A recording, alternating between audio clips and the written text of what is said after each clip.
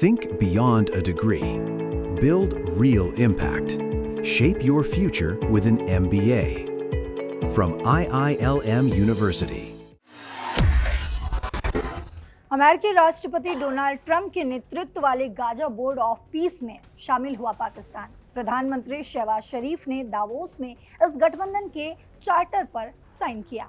शहबाज सरकार ने इसे एक महत्वपूर्ण कूटनीतिक कदम बताया है, लेकिन पाकिस्तान में इसका विरोध शुरू हो गया। विपक्षी पार्टियों ने शरीफ के इस कदम को गैर पारदर्शी और नैतिक रूप से गलत बताया है। उन्होंने शहबाज सरकार से इस मुद्दे पर जनमत संग्रह की भी मांग की है। जेल में बंद पूर्व प्रधानमंत्री इमरान खान की पार्टी पाकिस्तान तहरीक इंसाफ यानी कि पीटीआई ने शहबाज सरकार के इस कदम की तीखी आलोचना की है। पीटीआई ने एक बयान जारी कर कहा है कि वो बोर्ड ऑफ पीस में शामिल होने के फैसले को स्वीकार नहीं करता।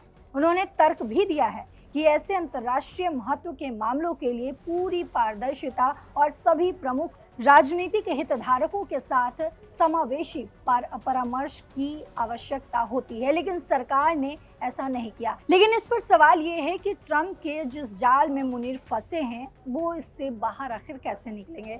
इसको बताने के लिए, इस पर ज़्यादा जानकारी के लिए मेरे साथ दैनिक जागरण के वरिष्ठ पत्रकार नीलू रंजन सर जुड़े हैं। सर, आपसे समझना चाहूँगी जिस तरीके से अब पाकिस्तान डोनाल्ड ट्रंप की जाल में एक बार फिर से फंस गए हैं, वो इससे कैसे बाहर निकलेंगे, क्योंकि ये आसान सा सवाल है लेकिन ये उतना आसान नहीं है, काफ़ी पेचीदा है सर।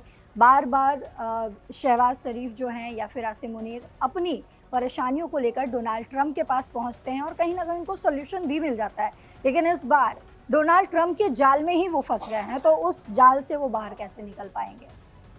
डोनाल्ड ट्रंप को मनाने की कोशिश में कि किसी ढंग से डोनाल्ड ट्रंप खुश रहें हमसे, पाकिस्तान फंसता जा रहा है। एक बार फिर फंस गया है और बहुत बुरी तरह फंस गया। उसको लेकर के पाकिस्तान में बवाल शुरू हो गया है। लोग अपने ही जनरल मुनीर पर सवाल उठा रहे हैं। जनरल मुनीर चले तो गए थे कि भाई हम डिनर कर रहे हैं, लंच कर रहे हैं ट्रंप के साथ, लेकिन उसकी कीमत क्या चुकानी पड़ेगी ये नहीं सोचा।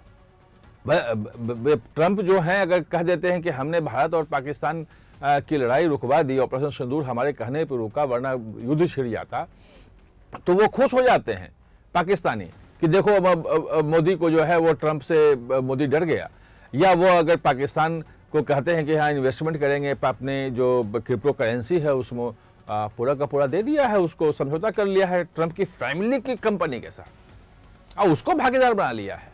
तो ट्रंप को खुश करने की जो कोशिश है जनरल मुनीर की, और उनको लगता था कि बहुत बड़ी कूटनीतिक जीत है ये, लेकिन अब हकीकत में है क्या कि वो एक जो पीआर फर्म होता है उसको नियुक्त किया है, वो उसको पैसे देते हैं, वो ट्रंप के यहाँ समझाता है, वो खैर उसके हिसाब से चलता है। अब जो नया मामला है वो जो गाजा में जो पीस है और बोर्ड ऑफ पीस जो बना है, उसकी बैठक में आपने देखा कि शहबाज शरीफ जो थे प्रधानमंत्री वो थे वहाँ पे और वो कहा कि हम शामिल हो गए उसमें।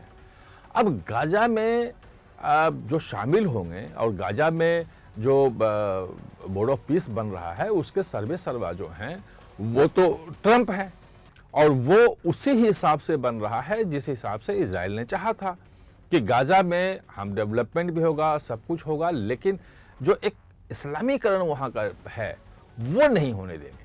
हमास अब वहाँ नहीं आएगा और ट्रंप कहते भी हैं, और पूरा अमेरिका के जितने भी आप देखेंगे कूटनीतिज्ञों को, तो वो कहते हैं कि दुनिया में कोई नहीं चाहता है कि हमास वहाँ आए और गाजा में जो है फिर से आतंकी जो अपना पैर जमाए। लेकिन बात यह है कि ये जो ट्रंप बना रहे हैं, जो गाजा बना रहे हैं, उस गाजा को तो मुसलमानों के हिसाब से नहीं बनाया जा रहा है, वो तो ट्रंप के हिसाब से बन रहा है, इजराइल के हिसाब से बन रहा है। और पाकिस्तान में सवाल उठ रहा है कि जब आपकी ये पूरी पॉलिसी है फिलिस्तीन को लेकर के, इजराइल को मान्यता आज तक नहीं दी है, और पाकिस्तान में तो बिल्कुल है कि इजराइल को ख़त्म ही होना है क्योंकि वो फिलिस्तीनियों की ज़मीन पे बना हुआ है। और ये जो आपने अगर ट्रंप का ये समझौता जो है, ये पीस प्लान अगर मान लिया, उसके बोर्ड में आप शामिल हो गए, इसका मतलब कि आप परोक्ष रूप से इजराइल को मान्यता आपने दे दी क्योंकि उसमें उसकी हिस्सेदारी है। और ये अगर मान्यता आपने दे दी इजराइल को, तो फिर पाकिस्तान का जो बनने के बाद से आज तक जो पॉलिसी रही है, और पाकिस्तान में कट्टरपंथी एक पूरा का पूरा वर्ग तैयार हुआ है, और बचपन से ही वहाँ के बच्चों को स्कूल से ही जो पढ़ाया जाता है, मदरसों में पढ़ाया जाता है कि इजराइल जो है कितना खतरनाक है और जीव को मारना है और उसको हम एक दिन धरती से मिटा देंगे, उसका क्या होगा। ये जो पूरी की पूरी आपने जो एक मानसिकता पैदा कर दी है लोगों को बचपन से, आप जो घुट्टी पिलाई है इजराइल के विरोध की, आप तो इजराइल के साथ जाके खड़े हो गए हैं। ये पाकिस्तान में बवाल बढ़ता जा रहा है। और अगर वहाँ पे शांति के लिए अगर सुरक्षाकर्मी तैनात करने की बात हुई तो उस पर भी है कि अब अगर आप उसमें शामिल हैं बोर्ड ऑफ पीस में, तो फिर आपको वो भी भेजना पड़ेगा। तो क्या मतलब अगर वहाँ पे गाजा में कल कोई झड़प होती है, कुछ होता है, तो क्या फिलिस्तीनियों के ऊपर, गाजा वालों के ऊपर पाकिस्तान की सेना कार्रवाई करेगी, उसके सुरक्षाकर्मी कार्रवाई करेंगे?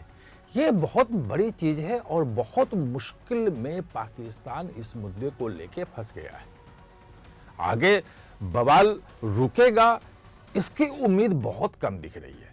बवाल बढ़ेगा क्योंकि कट्टरपंथी ताकतें बहुत ज़्यादा हैं। आपने देखा तहरीके लबैक किस ढंग से पूरे लाहौर को घेर लिया था, उसने इस्लामाबाद को घेर लिया था। और संख्या तो बहुत कम बताते हैं, लेकिन रात में कोई जानकारी मिली, सेना का ऑपरेशन करके और उन तमाम लोगों को आपको मारना पड़ा। उसमें लोग कहते हैं कि भाई 1000-2000 अलग अलग डाटा देते हैं कितने लोग मारे गए, वो अलग है, लेकिन हाँ सैन्य कार्रवाई, आपको पुलिस की ज़बरदस्त कार्रवाई करनी पड़ी उसके ऊपर। तो वो स्थिति जो है वो पाकिस्तान में बन रही है। मुनीर बुरी तरह फंस गया है ट्रंप के जाल में, और मुझे नहीं लगता है कि निकलने की कोई सूरत है। जिस चंगुल में जाके फंसा है, जिस ढंग से फंसा है, पाकिस्तान निकलने की नहीं सोच सकता है। अंदरूनी हालात अगर बिगड़ गए तो क्या होगा, ये देखना है।